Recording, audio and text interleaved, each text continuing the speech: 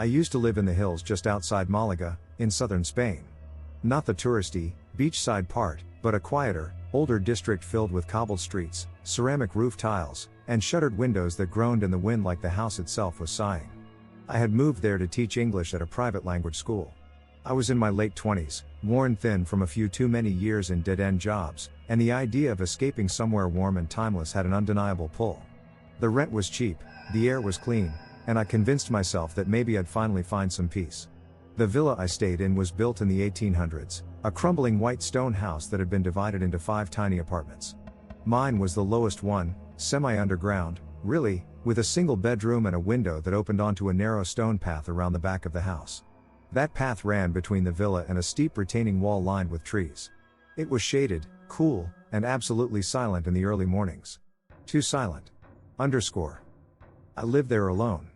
My neighbors were mostly other expats, 2 girls from Liverpool upstairs, a retired French couple on the 2nd floor, and a reclusive older man who I saw maybe once a week watering a row of basil plants like they were his only family.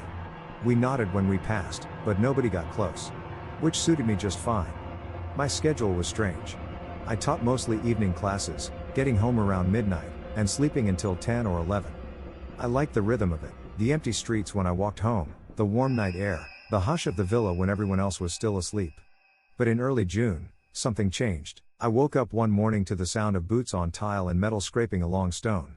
At first I thought it was a trash truck, but when I peeked through the wooden blinds, I saw a group of men dragging ladders across the courtyard. Roofers.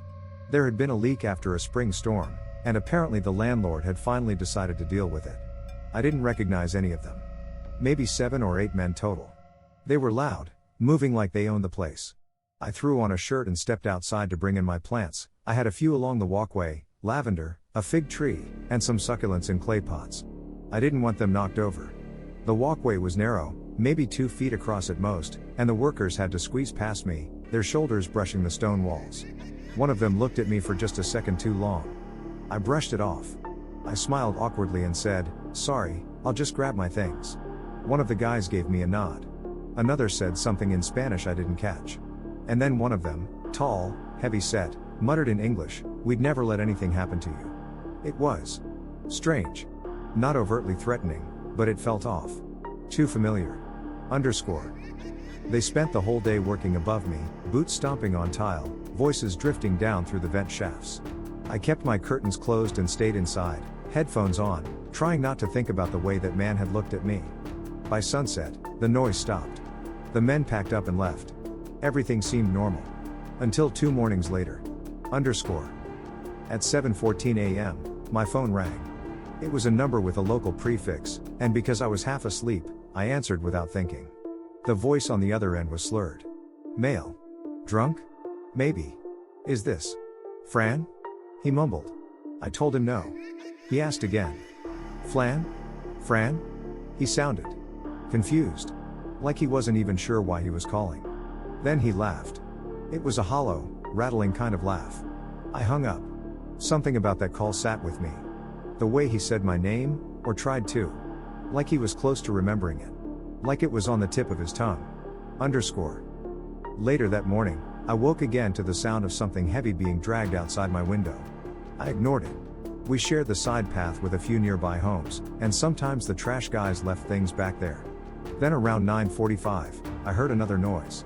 This one came from inside, a crash in the hallway just outside my door. Not loud enough to scare me fully awake, but enough to jolt me. I opened my eyes, stared at the ceiling, and let the sound fade. I didn't get up until close to 11.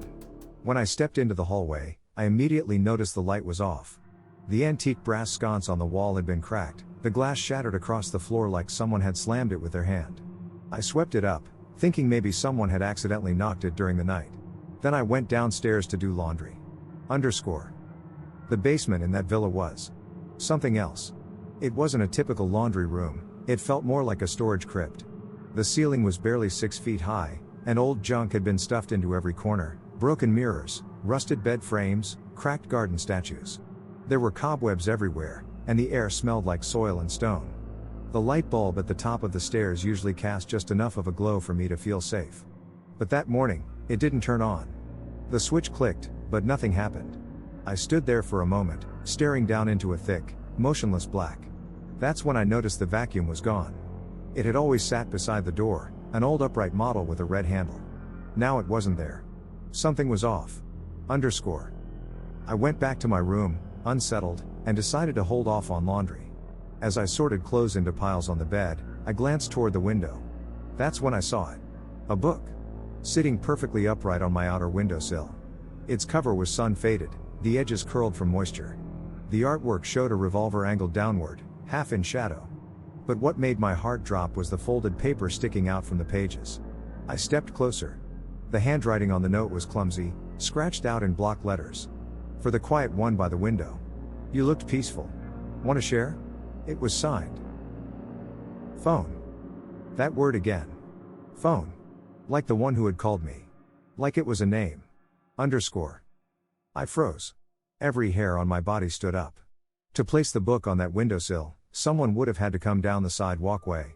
They would have had to know which window was mine. And they would have had to get close. Inches from my pillow. I immediately messaged Marta, the neighbor upstairs. She replied instantly. Hold on.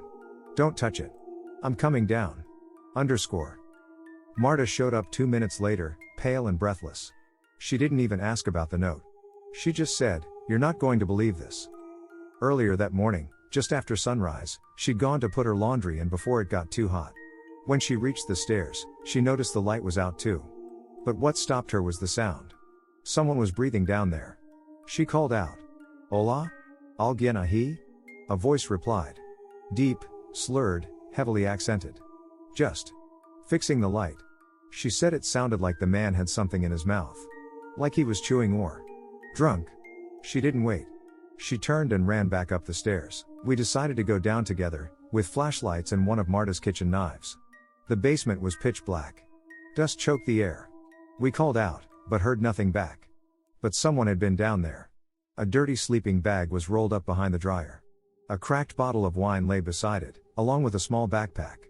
Powdered detergent had been spilled along the floor in odd lines, like someone had tracked it up the stairs with their feet. That's when we found the vacuum, propped in the far corner, near the wall. Plugged in. As if it had been used. But the power outlet was dead. Underscore. We called the landlord. He didn't care. Said we were probably imagining things. When I asked him to confirm the number that had called me, he said it wasn't his responsibility. That the workers were long gone and family friends. That was the last straw. Marta left 2 days later. I moved out within the week. Underscore. I still think about that note. The book. The voice that said he was fixing the light. I don't know who he was.